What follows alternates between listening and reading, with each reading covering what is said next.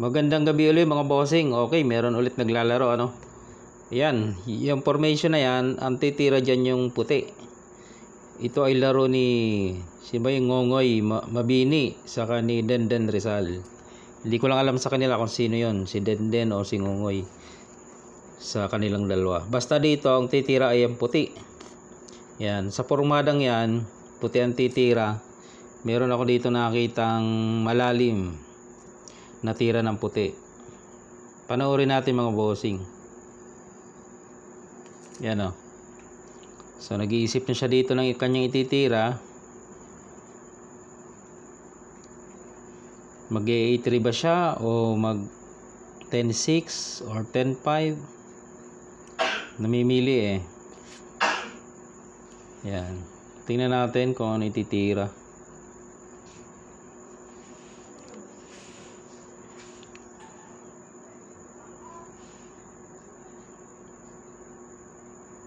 Yan na, yan na. Titira na yata. nagbibilang mga boss. Yo, nag 10-5 mga bossing. Maganda sana kung tinira niya ay A3. Yung A3 kasi mga boss, malalim. I-ano natin yun doon sa board mamaya. Papakita natin yung malalim dyan na tira ng puti. Hindi siya matatalo. Kahit tumabla, hindi naman siya matatalo. Kaysa dyan sa tinira niya na 10-5, delikado. Yun, tumira ng 6-1. O, syempre, dalawang bagay na lang ititira niya. 5-1 or 8-3, ano?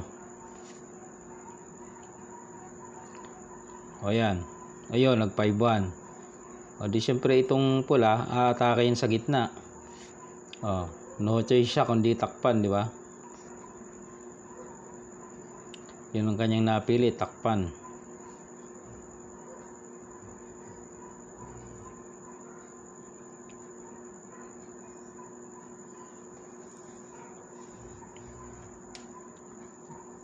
Nagdalawang isip. Sisiguruhin ba? Ano ba? 116 ba?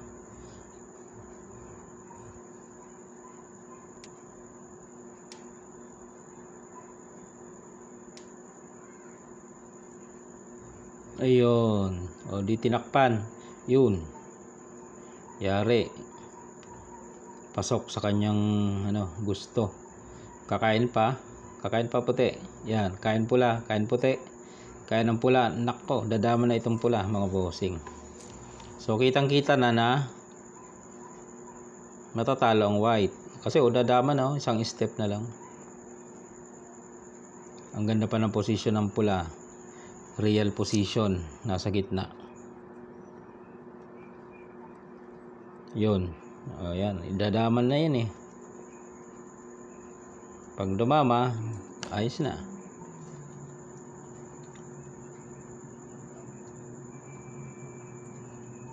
Dumama. O. Pre, ilag niya yung puti. Pag hindi inilag, makakain. Kaso, kahit iilag, wala na rin naman. Ayun, binigay.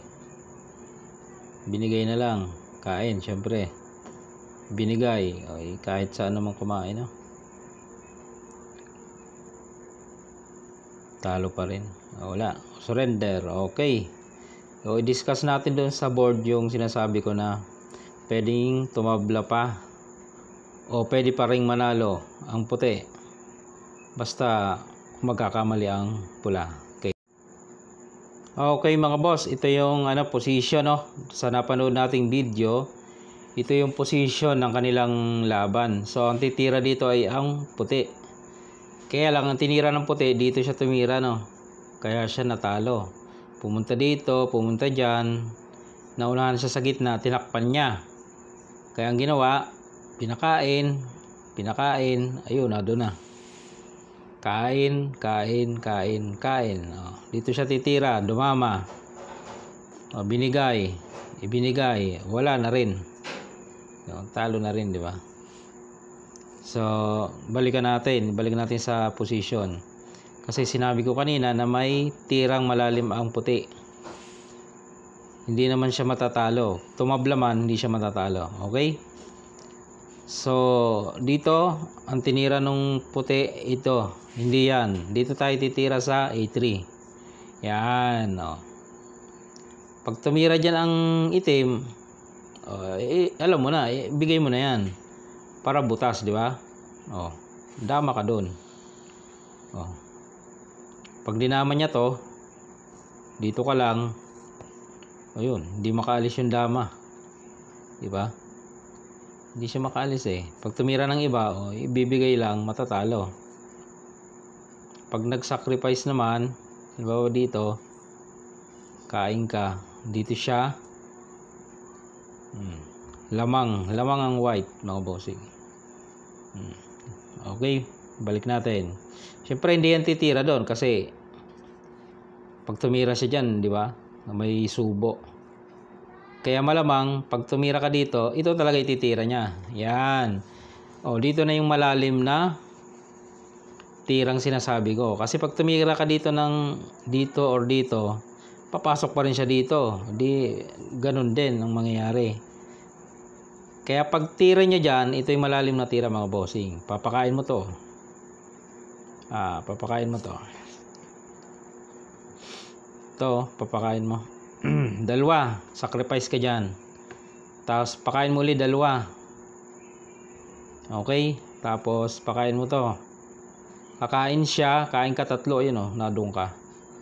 Okay, so ang pyesa 6-4. O yan, kahit 6-4 yan, may dama ka sa gitna, siya ang maghahabol ng tabla, mga bossing.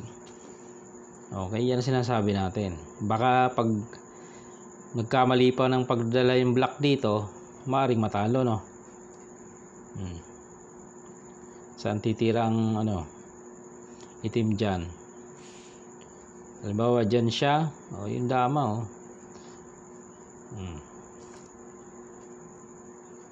umiwas.